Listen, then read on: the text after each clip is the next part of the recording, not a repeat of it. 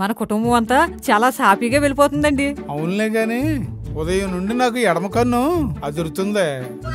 నాన్నగారు ఇప్పుడు అర్థమైంది ఎడమ కన్ను ఎందుకు అదురుతుందో. చెప్పు సిద్ధు, ఏంటి విషయం? నేను ఒక అమ్మాయిని ప్రేమించానమ్మా. ఎంత పని చేసావు? నేను ఎవరిని చంపేయలేదు, ప్రేమించాను. నా దృష్టిలో రెండు ఒకటే. ఇంతకే వాళ్ళు ఏముట్లు? మన పక్కింట్లు. నువ్వు ఊరుకోవే.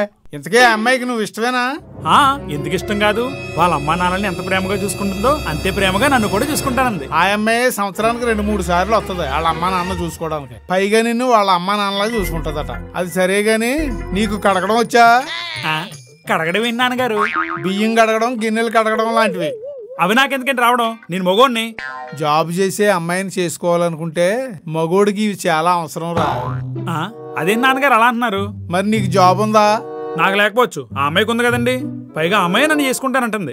ఓరి తెంగరోడా, ఆ అమ్మాయి నిన్ను చేసుకునేది తనకు తోడుంటావని కాదు, వాళ్ళ అమ్మా నాన్నకు తోడుంటావని. మీరు ఊరుకోండి. వాడు ప్రేమించేనంటుంటే మందలించకుండా వివరాలు అడుగుతున్నారేంటి?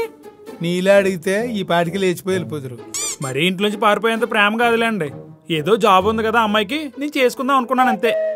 జాబ్ ఉన్న అమ్మాయిని పెళ్లి చేసుకోవడం తప్పు కాదు, నీకు జాబు లేకపోవడం తప్పు. నువ్వు జాబ్ చేసినప్పుడే నీకు గౌరవం ఉంటది. లేకపోతే తుడవడాలో, గిన్నెలు తోమడాలో, ఇల్లు శుభ్రం చేయడాలు, ఇవన్నీ పనులు ఉంటాయి. అదే ఇద్దరు జాబ్ చేసుకుంటున్నారనుకో, అన్ని పనులు కలిసి చేసుకుంటారు.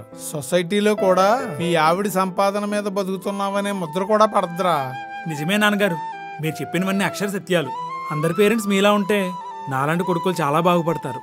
నేను కోచింగ్ సెంటర్లో జాయిన్ అయ్యి జాబ్ సంపాదిస్తాను నాన్నగారు. ఒక 30,000 ఇచ్చారంటే. ఇప్పటికిప్పుడు 30,000 అంటే? ఇంత చక్కటి సందేశం ఇచ్చి కొడుకును మార్చారు. 30,000 గురించి ఎందుకండి ఆలోచిస్తారు? ఇచ్చేయండి. ఇప్పటికే చాలా సార్లు ఇచ్చాను కదా. ఆ పరిస్థితులు వేరు, ఈ పరిస్థితి వేరు. సర్లేరా, ఇస్తానులే. సరే నాన్నగారు, ఫోన్ పే చేసేయండి, ఫీజు కట్టడానికి సౌకర్యంగా ఉంటుంది. సరే. 30,000 వచ్చినాయి. అరే మామా, గోవా ట్రిప్ కి నాకు కూడా టికెట్ చేసి నీకు డబ్బులు ఇప్పుడే పంపించాను. సిద్ధు, కోచింగ్ సెంటర్ ఎక్కడా? గోవాలో. ఏంటి? అది అమీర్పేటలో.